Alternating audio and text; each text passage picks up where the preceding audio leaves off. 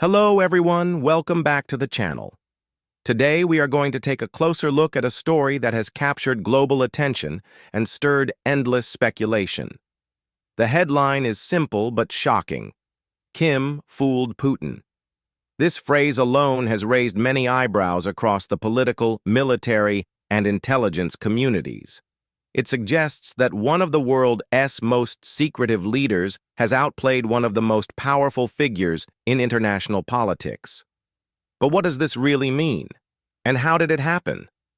Let's break it down piece by piece. When we think of the relationship between North Korea and Russia, it is often framed as a bond formed through mutual need. Both countries have faced sanctions, both are looking for allies to balance against the West, and both share a willingness to challenge the global order. For Putin, North Korea has been a convenient partner in times of desperation. For Kim, Russia has been both a shield and a supplier. But beneath the surface of cooperation, there is also distrust, hidden motives, and strategies designed to give one side the upper hand. Jong Un has long been seen as a leader who knows how to play his cards carefully. Despite leading a small and isolated country, he has mastered the art of leveraging his limited resources for maximum influence. Whether it's nuclear weapons, military technology, or political theatrics, Kim understands the value of appearances and timing. In his dealings with Russia, he has shown once again that survival and advantage are more important than loyalty or friendship. The recent meetings between Putin and Kim seem to suggest a new era of cooperation. Russia, strained by its war in Ukraine, has been searching for supplies, ammunition, and international backing. Kim stepped in with promises of support, offering to provide what Russia needed. But as the details unfold, it appears that Kim gave less than Putin expected, while taking far more than what he promised in return. In other words, he played the role of the friend, while acting in the interest of only his own nation. One of the central issues is arms and technology. Russia is desperate for weapons and munitions, as its supplies have been running low due to the ongoing conflict in Ukraine. Kim agreed to provide what Moscow needed, but many analysts now believe that the quantity and quality of these supplies have been far below expectations. At the same time, North Korea has been keen to extract advanced military technology from Russia, technology that could enhance its missile and nuclear programs. By giving Russia just enough to keep the partnership alive, Kim has positioned himself to gain access to resources that his country otherwise could not develop on its own. This situation reveals something crucial about Kim's strategy. He has essentially offered symbolic assistance while demanding concrete benefits. For Putin, who is fighting a costly war, every bullet and every shell matters. But for Kim, the goal is long-term survival and strengthening his military deterrent. By promising much and delivering little, he has turned Russia's desperation into his bargaining chip. Critics of Putin inside and outside of Russia now say that he miscalculated. In his bid to expand alliances and break out of international isolation, Putin may have underestimated Kim's cunning. Instead of gaining a reliable partner, he may have found himself being used. Kim's diplomatic game has left Moscow with fewer gains than expected, while Pyongyang quietly benefits behind the scenes. It is also important to recognize the timing of these moves. Kim has chosen to act at a moment when Russia is at its weakest, bogged down in a war that has drained its resources and strained its economy. By stepping forward as a supposed ally, Kim has amplified his own relevance on the world stage. His visit to Russia and the publicity surrounding it made headlines globally, portraying him as a figure whose decisions matter in the conflict between Russia and the West. That visibility is itself a victory for a leader often dismissed as isolated and irrelevant. Another layer to this is the message it sends to China. For decades, North Korea has relied heavily on Beijing for economic and political backing. But by engaging with Moscow in this way, Kim signals that he has other options and that he can play larger powers against each other for his own benefit. This diversification of alliances strengthens his bargaining position not just with Russia, but also with China. For Putin, the optics are different.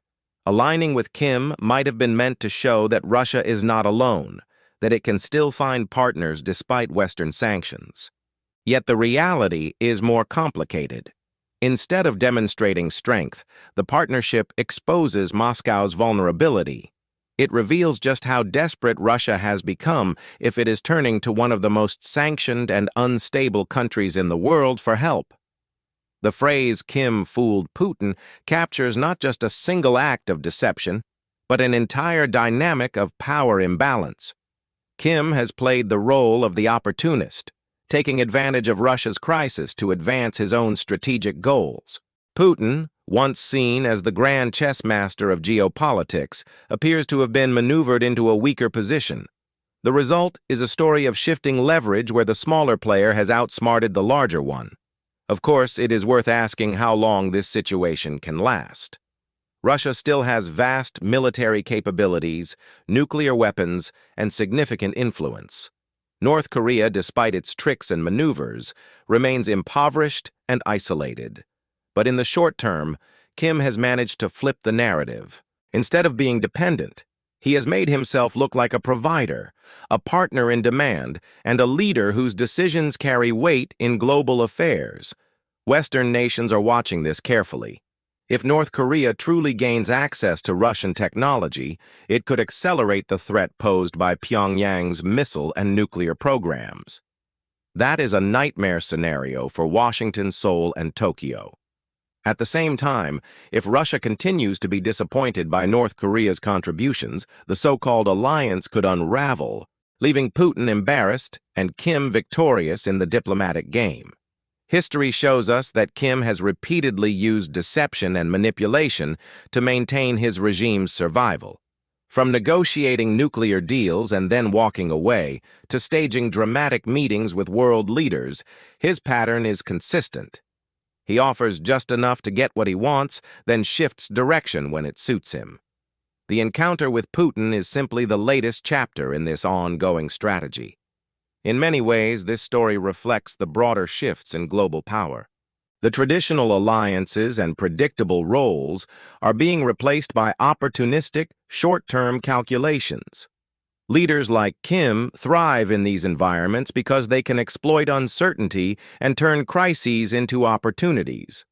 For Russia, caught in a prolonged war, this makes it more vulnerable to manipulation by partners it once would have dismissed.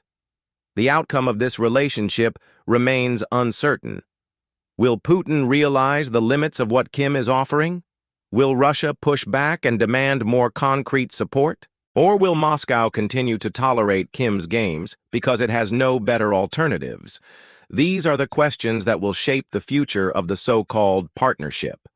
What is clear, however, is that Kim has once again demonstrated his ability to punch above his weight. He has managed to make his country relevant in a conflict that seemed far removed from Pyongyang. He has secured attention, potential technology transfers, and a bargaining chip against China, all while giving away less than promised. That is why the phrase "Kim fooled Putin" has gained so much traction. It sums up the perception that the North Korean leader has outsmarted one of the most powerful men in the world at a time of global upheaval. In the end, the story is not just about two leaders, but about the nature of international politics itself. Deception, timing, and manipulation often matter more than size or strength. Kim has reminded the world of this lesson, and for now, it seems Putin has learned it the hard way.